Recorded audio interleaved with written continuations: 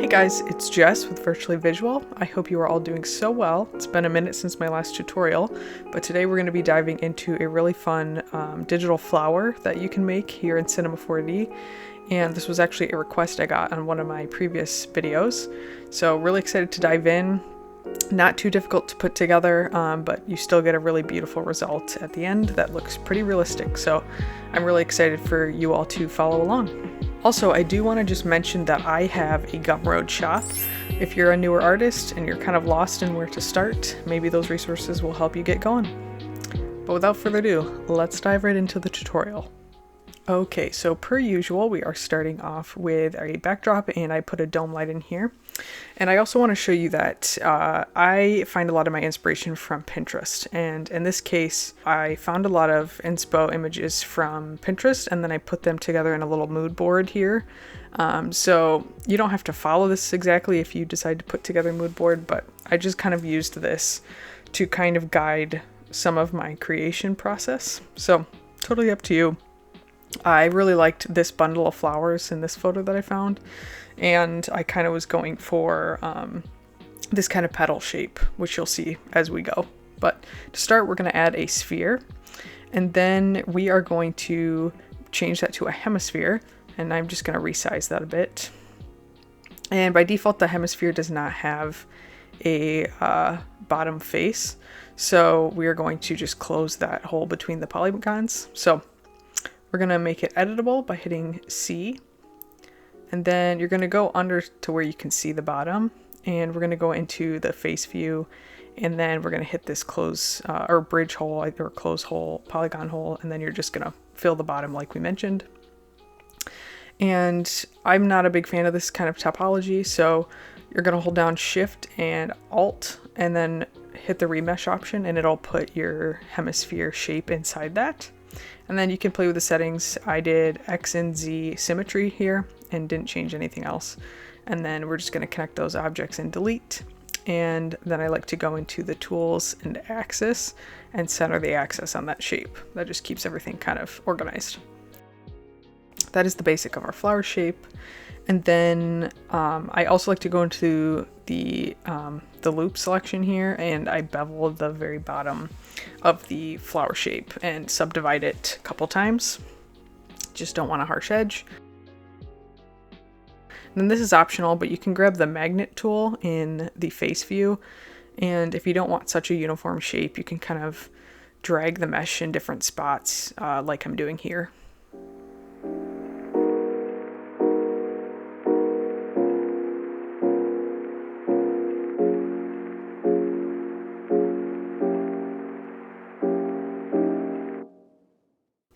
Then after that, I just like to center the axis, just do it just to double check that it's in the right spot. Then I'm pulling in a plane, and I resized that so it was similar in size to the flower center. And then I actually take down the segments on the plane because I want this to be our starting point for the petals. And like you can see here, the petals are pretty wide all the way around, but mostly at the top, they're the widest point. So that's kind of what I'll be replicating with our plane. But we're going to just take those segments down. You don't have to do the same exact numbers as me. I just did like 2 and 2 so that it was easiest to kind of drag points around. Didn't have as much to work with there. So again, this is kind of up to you as far as the petal shape that you're going for. You can copy me exactly. I'm just selecting different points here and changing the shape. And then I select the center ones and I pull those back a little so you get almost that three-dimensional dip that a lot of petals have in their structure. Then I pulled that into a cloth surface, and again, you can play around with the thickness you want here, but I think I went for like 0.4. And again, you can tick on bulging if you want, or you can leave that off. I kept it off personally. And then I went in again to just the petal shape itself, and I beveled the very top 2 corners and played a little bit more with the overall shape here. I've shown this in other tutorials, but I like to pull in a null and name it archive, and then I disable that so it's not visible. And this is where I pull any copies of content that I want to have just in case. But Then like the flower center, I put the petal in a remesher just to kind of make sure the topology was a little bit better. And then if you want, you can go in with the magnet shape again and kind of play with that petal shape so it's a little bit more organic, but this is totally up to you. I kind of just wanted to show the general process that I took when modeling this flower petal. Make it as unique or as similar as you would like.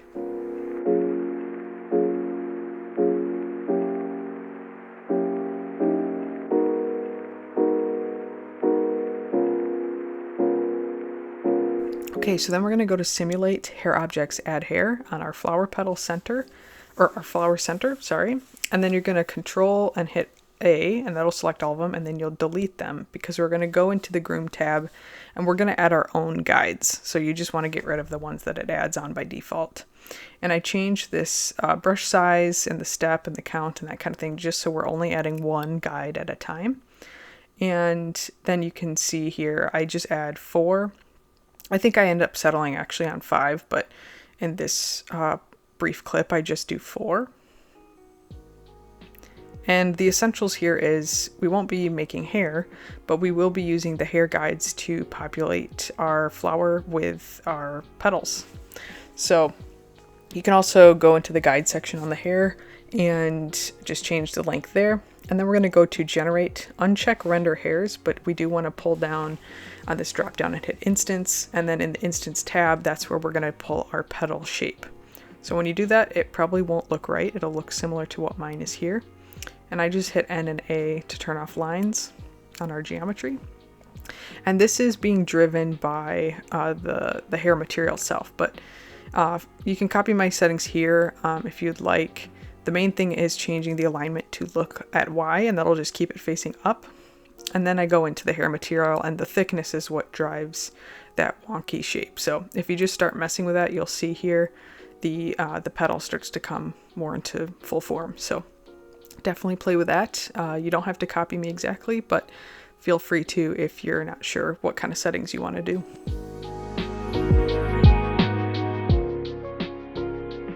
Oh, and then you can also go into the hair setting on the hair layer itself, and you can offset the roots. If they're just like floating maybe outside of your shape, or you just don't like how it kind of looks, that's totally optional. Okay, so yeah, you can see I switched here, but I ended up settling on 6 petals. Then what I did is I went and I added a turbulence force. Just go up to simulate forces and add turbulence. And then I turned off gravity in our simulation settings and just wanted to see what that looked like. And because our petals are set to facing up on the y-axis, stuff can sometimes behave pretty weird. So just be mindful of those numbers that you use in turbulence.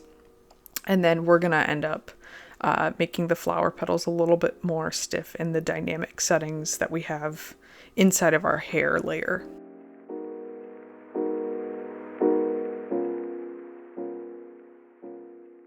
So that's what I do here. It's the roots, or the rest mix, I believe, and the roots hold. And yeah, as you can see, the movement is much less chaotic. So that's kind of what I like. Then I just duplicated that hair layer. So it will be using the same material, and I ended up just adding some more guides below our other ones. And I kept it on a separate hair layer because I wanted to be able to customize these petals to be a little bit different. So I end up, you can see here, I'm brushing the guides so that they're in a little bit of a different spot. And then I changed the length a little bit. So just to add some variety, this extra layer is optional, but the nice thing about using hair is that, you know, you can duplicate the hair layer, add some more guides, brush them into a spot you like, totally up to you, and really dynamic and custom. Okay, so then finally I duplicated the hair layer again, and this is what I'm calling the spores layer. Some flowers have that little like antenna almost in the center of the flower. And this is kind of where I went crazy. I added a ton of guides in the more above the petals themselves, but not at the top of the flower center. And just added a ton. And then I changed the length of them as well after renaming this to spores. Just change it to be pretty small. And then I just kind of brushed those into position after disabling the petals so I could see them better.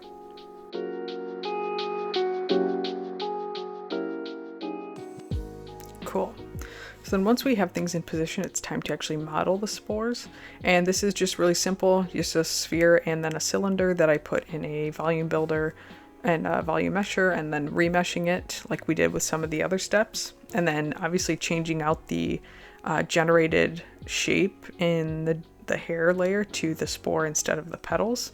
And then I did duplicate the hair material because this is what drives that thickness like you saw before. So change the material, give it its own layer, call it spores, and then you can change or drag that first onto the spores hair layer, and then you can change the thickness, and it should start to look like that geometry you modeled for these spores. So kind of straightforward here.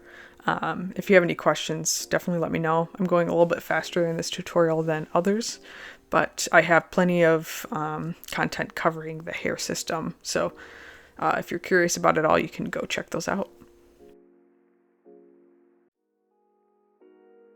Again, feel free to play with the length of the guides as well. Then it's kind of just fun to play the actual simulation and just see stuff floating around. Then here I just added a simple dark material for the backdrop. I end up removing this later, but it's sometimes fun to just play around with that. And then I went in and added an HDRI to my dome light. I really like the Kino one, and I like to take up the exposure to like 1 or 2. Then I added a Redshift camera. And this is where I like to line things up. I either like to do 85 or 120 for my focal length, and then I just framed my shot. We won't keep the 16:9 format, but it's just good to kind of have that by default sometimes in case you want like a YouTube thumbnail. And then I added the Redshift render tag to our petal and spore shapes, just so there weren't any harsh edges in the render. And now it's time for the texture. So for this, I went to Midjourney, which I know AI can be a bit of a tense subject, but I really like to use it for inspiration sometimes, just to generate fresh ideas.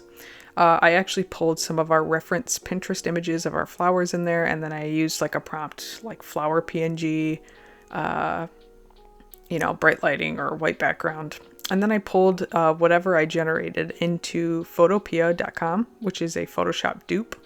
Really nice, it's free and online.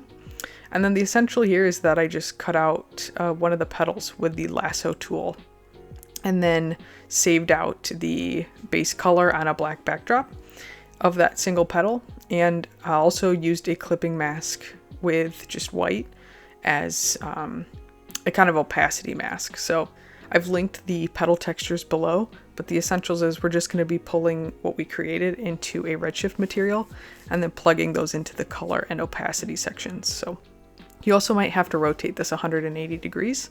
I did not end up having to do that. I just kept the scale at 1, but then I did rotate this 180 degrees. And it might not show up correctly in the viewport, but make sure you're checking your render view as well to see how it's actually lining up in your geometry. And once you're sure it's the right way, you can play with the length of the UVs. We'll have a handy little trick that we do here in the instance tab. And we're going to check this box that says keep textures. And that's really all you need to do so that that same geometry you're instancing is using the material that's on that same geometry. So not much to it there.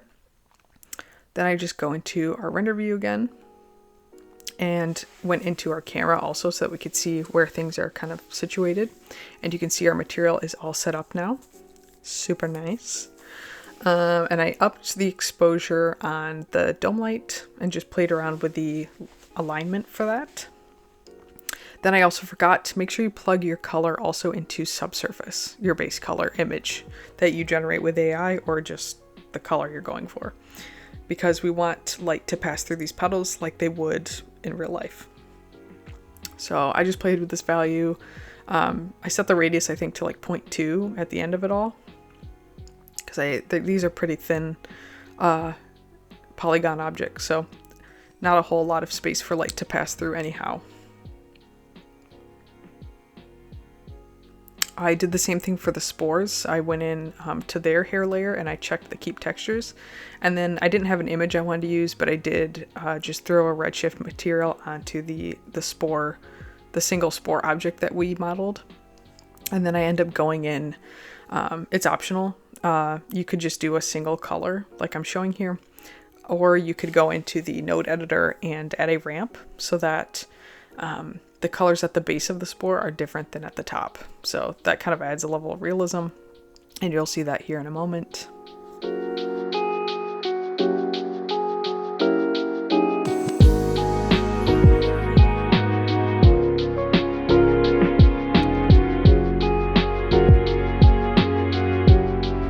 So yeah, also make sure that you're plugging in whatever colors you do into both the color and the subsurface nodes. You don't technically have to if you're just using the subsurface. You could just plug it in there, but sometimes it's good to be safe. But yeah, I used the ramp, as you can see, and that just meant that the bottom of the spores were a darker red and the top were more of a peach color.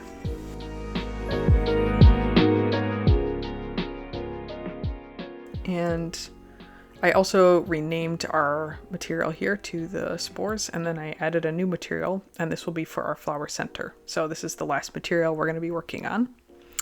And this one has a little bit more to it just because we want some displacement. First thing we are going to pull in is a bump map. And then we're going to pull in a max on noise and connect that to our input and connect the bump map to the Redshift material. And then I like to solo our max on noise just so I can see what we're working with.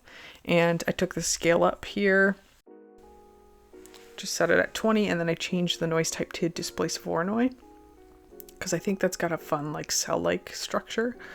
And then played with the contrast and the brightness.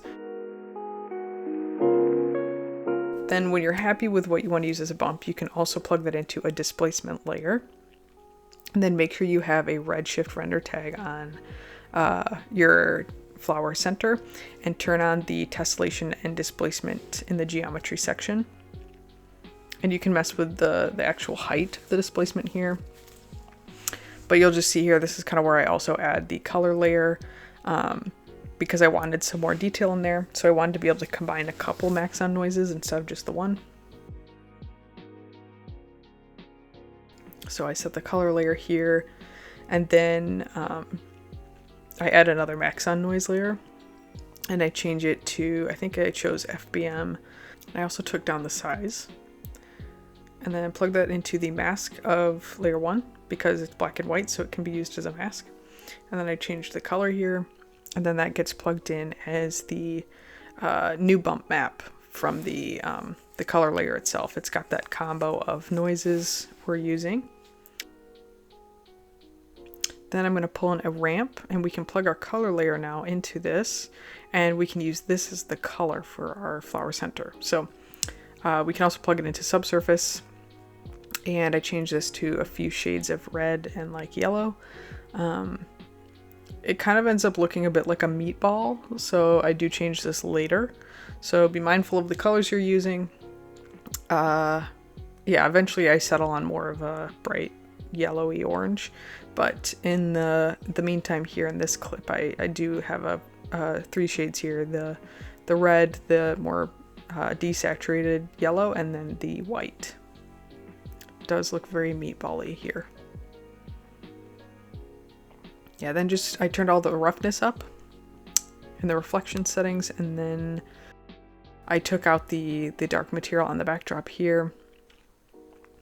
And then I took some time playing with the petals again and the material for our flower center, and that was where I changed it to be a bit of a brighter color. I did also add an area light to our scene. I wanted a little bit more light, but I didn't want it to just be a brighter dome light. And I changed the shape of an area light to be more of a disc shape. And then I brought it out to the side. And I also took the spread down of this light, which you'll see here in a sec, after I get it lined up. And the spread obviously just affects how diffused the light is. The lower this number, the more harsh the light will be. And I was really liking how that was looking. Also turned on bloom bloom adds a ton to renders, I think, especially stuff like flower scenes. So these are kind of the values I used. I like to take the softness down a lot and the intensity up. And yeah, I was really liking that.